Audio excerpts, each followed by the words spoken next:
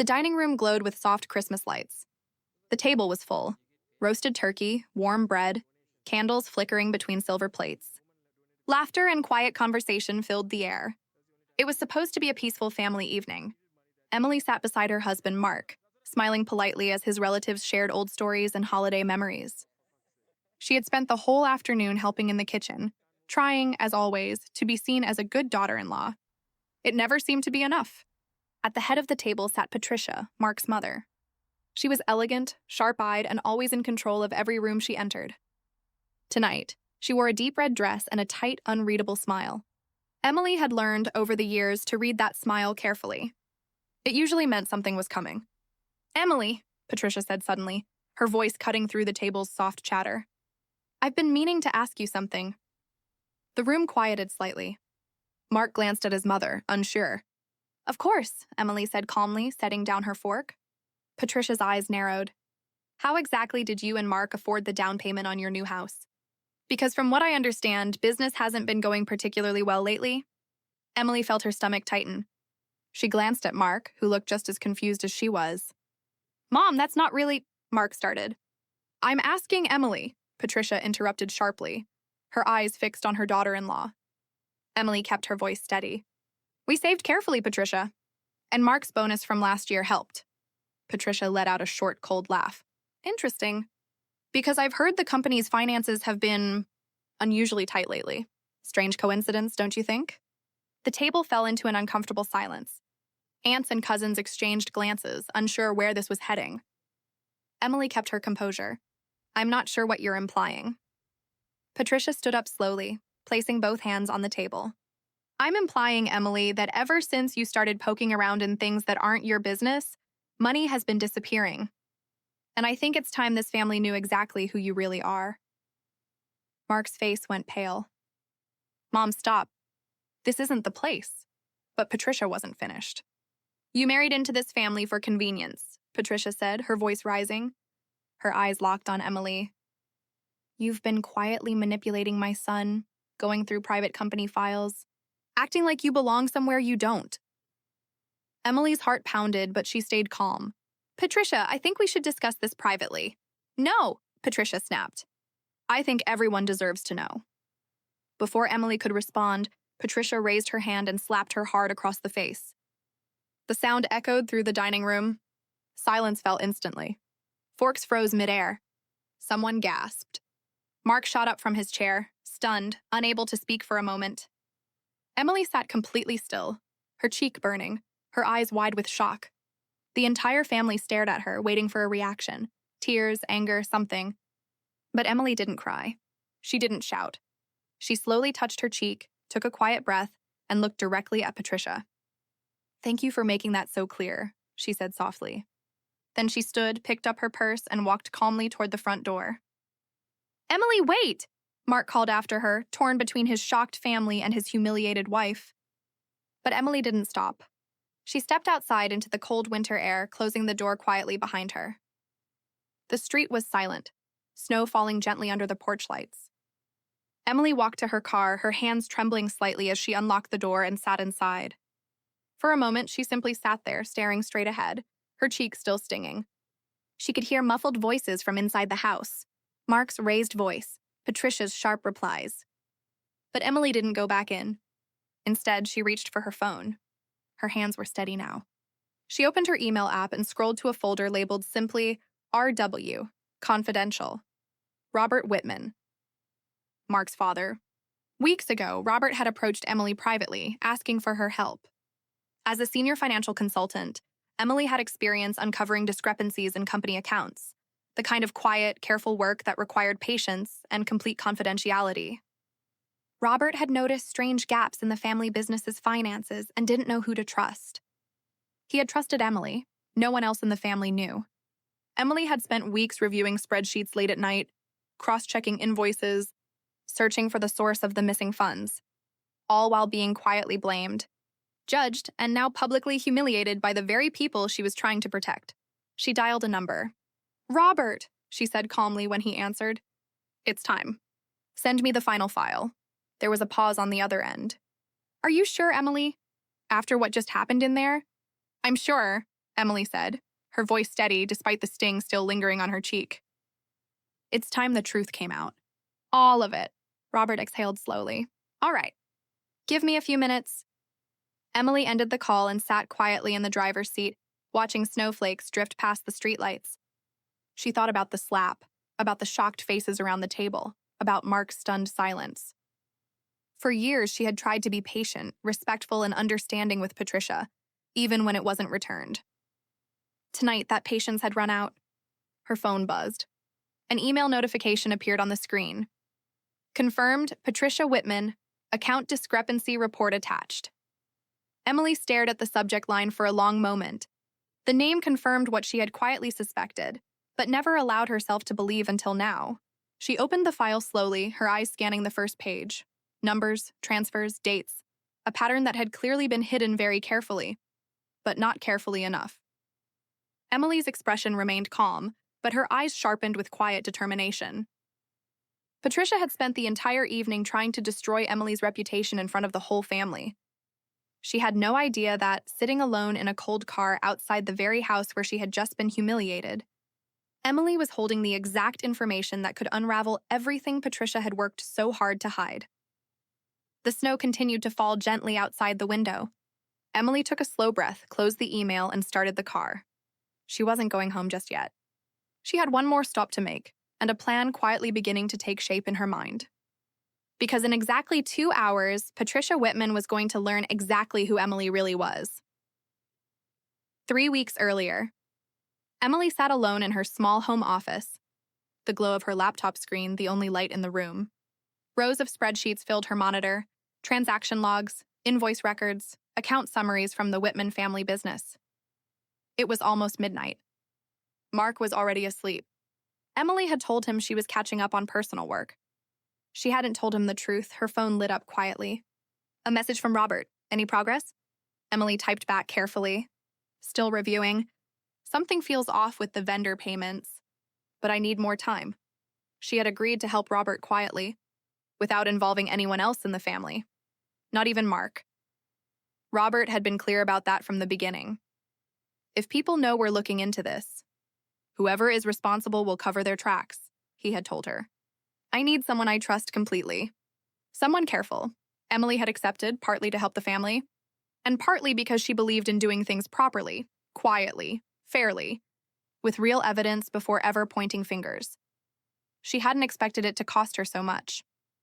Over the following weeks, Patricia's behavior toward Emily grew colder and sharper. At a small family lunch, Patricia mentioned almost casually, "It's strange how much time Emily spends on her laptop lately. Always so secretive." At another gathering, she remarked, "I do wonder what Mark's wife does with all her free time. Consulting work, is it? Or something else?" Each comment was small, but they added up. Slowly, subtly, Patricia was planting doubt, not just about Emily's honesty, but about her intentions. Mark noticed the tension, but didn't fully understand it. "My mom's just being my mom," he told Emily one evening, trying to ease the discomfort. "She'll come around." Emily wanted to explain everything: the investigation, Robert's request, the confidentiality she had promised to keep. But she couldn't, not without breaking her word to Robert and potentially ruining the one chance to uncover the truth properly. So she stayed quiet, absorbing the tension alone. One evening, while reviewing the company's vendor accounts, Emily noticed something unusual. A recurring transfer, made monthly, labeled vaguely as consulting fees, PW. The amount was modest each time, but consistent. Emily frowned, checking further. There was no clear vendor name attached, no invoice details, no service description. Just a vague label and a steady flow of money leaving the business account. She didn't yet connect the initials to anyone specific. The business had dozens of contractors and consultants. PW could easily belong to an outside vendor. Still, something about the pattern felt deliberate, careful, hidden in plain sight. Emily made a note to dig deeper the next day and finally closed her laptop for the night. The next morning, Emily arrived early at the small office space Robert had arranged for her, a quiet room above his private study, away from the rest of the family business. She wanted a few uninterrupted hours to trace the PW transactions further. She had barely opened her laptop when the door creaked open. Patricia stood in the doorway, dressed sharply, her expression calm but her eyes unusually alert. "Emily," she said smoothly, "I didn't expect to find you here so early." Emily's heart skipped, but she kept her voice even. "Just catching up on some paperwork for Robert." Patricia stepped further into the room, glancing casually at the laptop screen before Emily could close it. "Paperwork? That's an interesting way to describe it." "It's nothing important," Emily said carefully, closing the laptop halfway. Patricia's smile thinned. "You know, Emily, this family has always valued discretion. People who go digging into things that aren't theirs to dig into, well, it rarely ends well for them." Emily felt a chill run through her, though she kept her expression neutral. "I'm not sure what you mean." Patricia tilted her head slightly. "Of course you don't." Her tone was calm, almost pleasant. But there was something sharp underneath it, like a warning wrapped in politeness. "Curious about something, dear?" Patricia asked quietly, her eyes flicking briefly to the laptop screen once more before meeting Emily's gaze directly. For a long moment, neither of them spoke. Emily's mind raced. Did Patricia know about the investigation? Was this a warning, a test? "I should get back to my paperwork," Emily said finally, keeping her voice steady despite the unease building inside her. Patricia gave a small, knowing smile. "Of course. Don't work too hard." She turned and walked out, her heels clicking softly against the wooden floor, leaving the door slightly open behind her. Emily sat frozen for a moment, staring at the empty doorway. She looked back at her laptop screen, at the unfinished report still open on the consulting fees PW transactions. Her hands trembled slightly as she reopened the file, scrolling through the data once more. For the first time, a quiet, uncomfortable thought crossed her mind, one she wasn't ready to fully accept yet. What if PW wasn't some outside vendor at all? What if the initials belonged to someone much closer to home? Emily closed the laptop slowly, her heart pounding. She wasn't ready to say it out loud. Not yet. But somewhere deep down, she already suspected the truth. And she had a feeling that whoever PW really was, they now knew Emily was getting close. In the days that followed, the tension inside the Whitman family grew heavier, though most of it stayed hidden beneath polite smiles and holiday preparations. Patricia's comments about Emily grew sharper and more frequent. At a small gathering with Mark's aunts, she said casually, "I do worry about Mark sometimes. Marriage changes people and not always for the better, especially when there are outside influences." No one questioned her directly, but the implication was clear enough.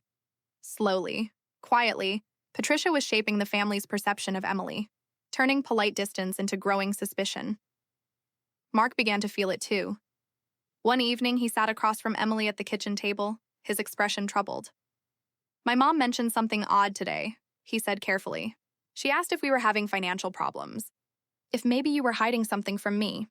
Emily's chest tightened. "Mark, you know that's not true."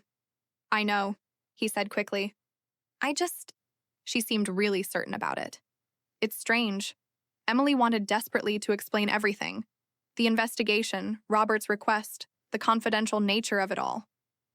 But she had given her word to keep it quiet until they had solid answers. Breaking that promise now, without proof, could destroy the investigation and possibly her marriage in the process.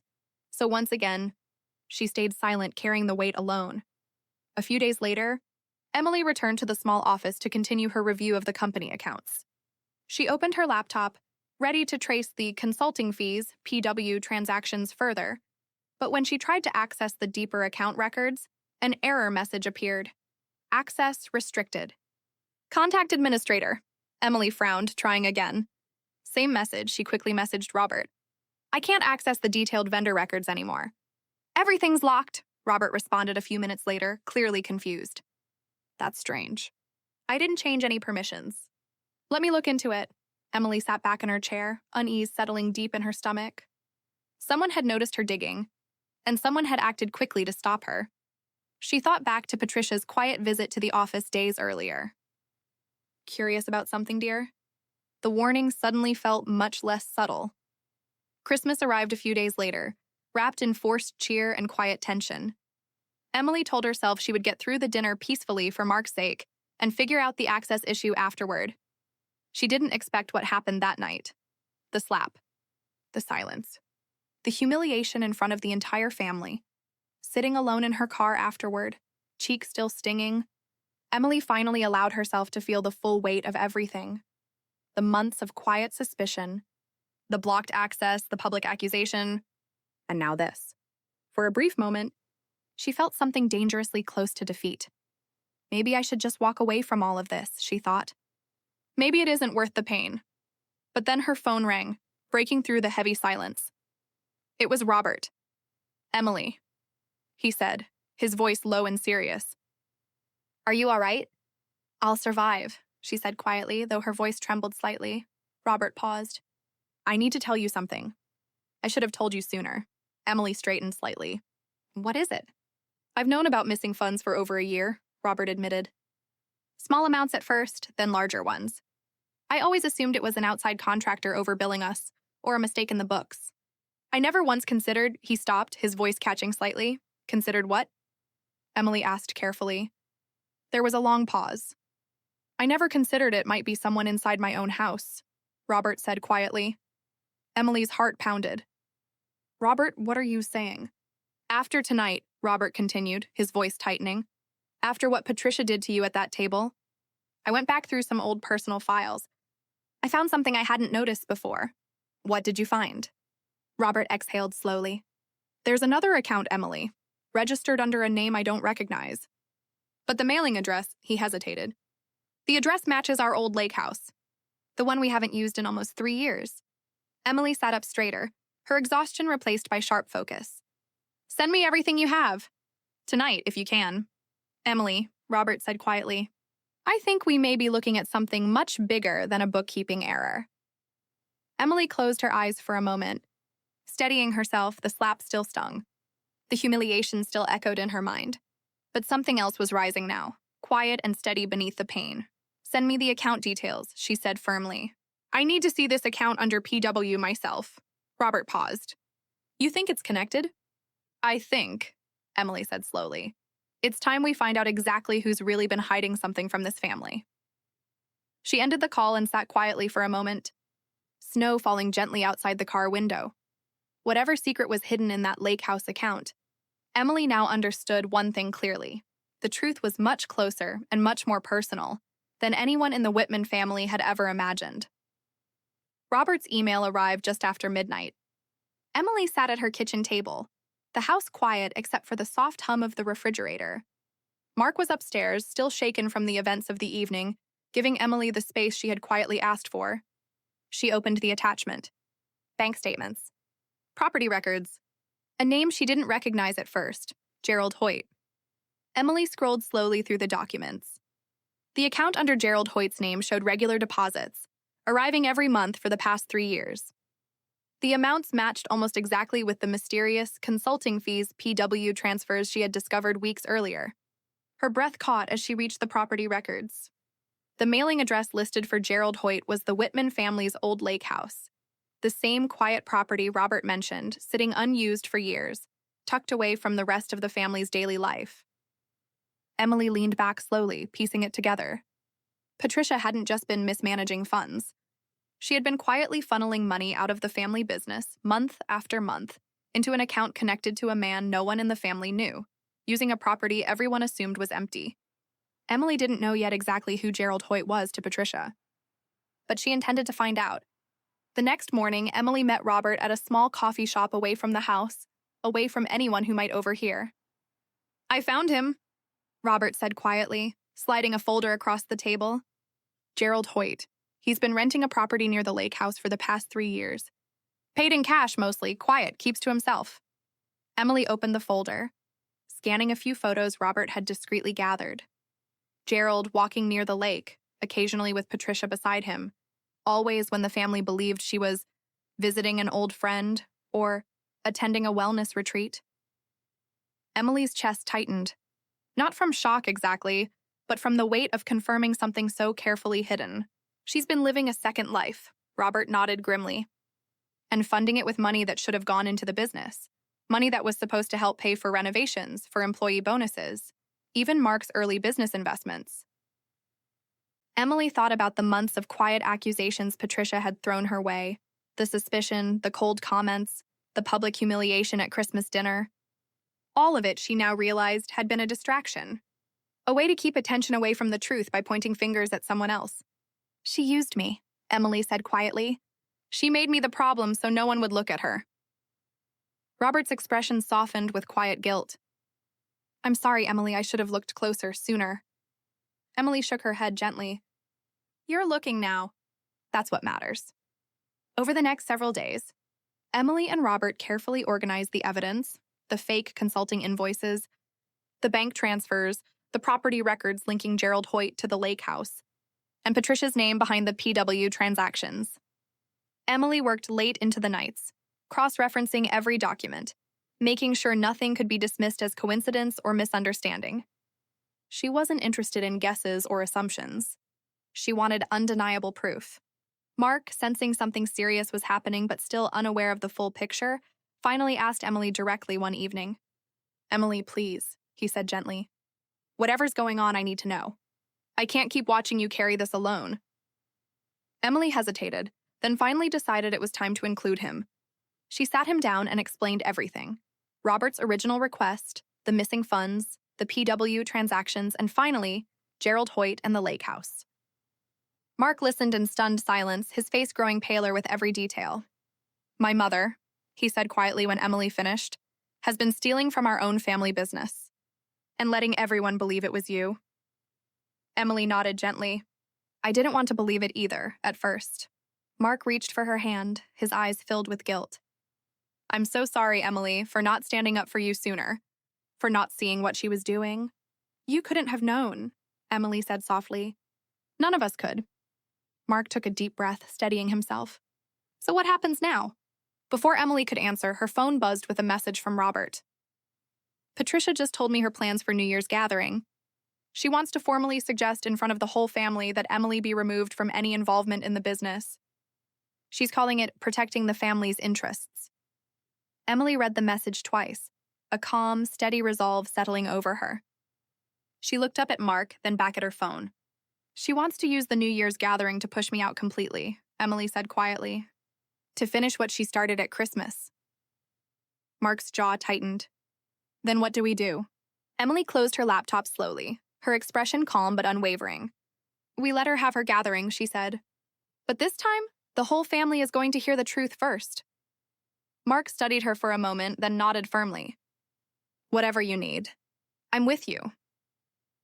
Emily allowed herself a small, quiet breath of relief, the first real support she had felt in weeks. Outside, the first signs of the new year were beginning to settle over the city. But inside Emily's mind, one clear thought remained steady and unshaken. Patricia had spent months trying to bury the truth beneath blame and public humiliation. In just a few more days, that truth would finally come out, fully, calmly, and impossible to deny. New Year's Eve arrived with a quiet, cold elegance. The Whitman family gathered once again in the same dining room where Emily had been slapped just days earlier. The same table, the same chandelier casting warm light over polished plates, the same forced sense of holiday cheer.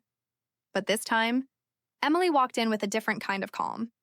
Not the fragile composure she had held onto at Christmas, but a steady, quiet confidence.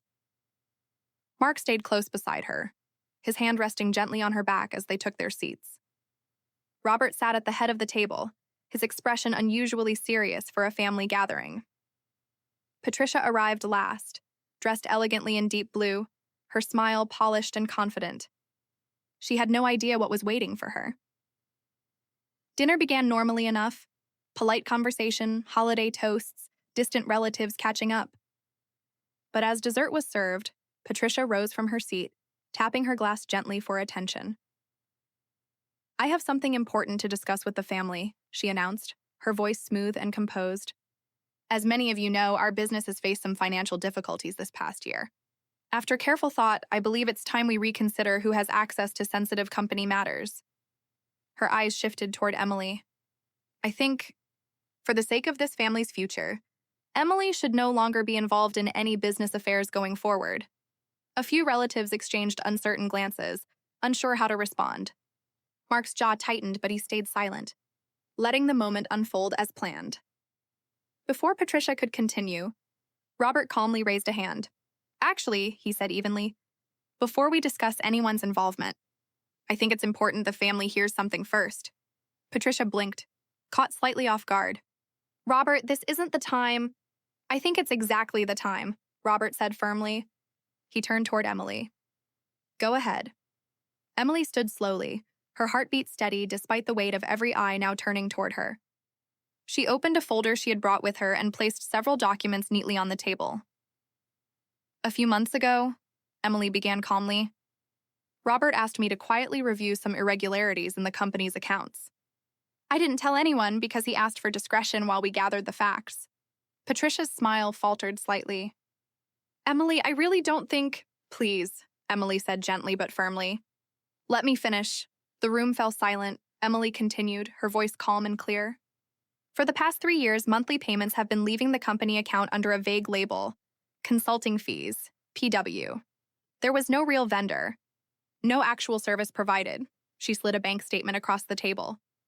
These funds were transferred into an account under the name Gerald Hoyt, Emily continued, a man who has been renting a property near our family's old lake house for the past 3 years. Patricia's face grew pale, her hands gripping the back of her chair. The lake house we haven't used in years, Emily added quietly, has actually been visited regularly, not by strangers, but by someone in this family. The room remained utterly silent. Mark's siblings exchanged confused, worried glances. Patricia opened her mouth to speak, but no words came out. Emily placed the final document on the table, a property record clearly linking Patricia's signature to payments made toward Gerald Hoyt's rental property. These aren't guesses, Emily said softly. They're documented facts. Patricia's composure cracked. This is absurd, she said sharply, though her voice trembled slightly. These documents could easily be fabricated. I don't know where you're getting this information, but at that exact moment, Patricia's phone buzzed loudly on the table. Everyone's eyes dropped to the screen. Gerald Hoyt. The name lit up clearly for the entire family to see. Patricia froze, staring at her phone as it continued to ring, the sound echoing through the silent dining room. Mark's youngest cousin whispered, "Who's Gerald?" No one answered. Patricia's hand hovered over the phone, unsure whether to answer, deny, or explain. Her carefully built composure, the image she had spent years protecting, was crumbling in real time in front of the entire family. Robert finally spoke, his voice heavy with quiet heartbreak rather than anger. Patricia. Who is Gerald Hoyt? Patricia looked up slowly, her eyes moving from Robert to Mark to Emily, and finally around the table at the shocked faces staring back at her. For the first time in years, Patricia Whitman had absolutely nothing to say. The phone continued to ring, the name still glowing brightly on the screen, undeniable, unavoidable, and impossible to explain away. The entire family sat frozen, waiting for the woman who had built her identity on control and image to finally reveal the truth she had spent 3 years desperately hiding. The phone finally stopped ringing. The silence that followed felt heavier than the ringing itself. Patricia stood frozen at the head of the table, her hand still hovering near her phone, her carefully composed expression completely gone. For the first time in front of her family, she looked small, uncertain, exposed. Patricia, Robert said quietly, his voice steady despite the pain clearly behind it. I think everyone deserves an answer. Patricia's eyes darted around the table, to Mark, to her other children, to the relatives staring at her in stunned disbelief. She opened her mouth once, then closed it again. Finally, her shoulders sank. Gerald is— she started, her voice barely above a whisper. Gerald is someone I've known for a long time, long before I even understood what I was doing was wrong. A quiet gasp moved around the table. You've been stealing from our own business? Robert said. Not as a question, but as a quiet, heartbroken statement. For 3 years. Patricia's eyes filled with tears, though no one at the table looked ready to offer comfort. I never meant for it to go this far, she said weakly. I told myself it was temporary, that I would stop. And instead, Emily said calmly, though not unkindly, you let the whole family believe I was the problem. You humiliated me in front of everyone to protect yourself. Patricia looked at Emily, guilt flickering across her face for the first time. "I panicked," she admitted quietly. "When I realized you were getting close to the truth, I didn't know what else to do." "You slapped me," Emily said simply. Instead of telling the truth, the table remained silent, the weight of Patricia's actions settling fully over the room. In the days that followed, the family began the difficult process of picking up the pieces. Robert, though deeply hurt, acted decisively. He removed Patricia from all involvement in the family business and began the quiet, painful process of separating their finances and their marriage. It wasn't done with anger or public spectacle, only with the same calm firmness Emily had shown when presenting the truth. Mark, meanwhile, found himself facing his own quiet reckoning. He sat with Emily one evening, holding her hand gently.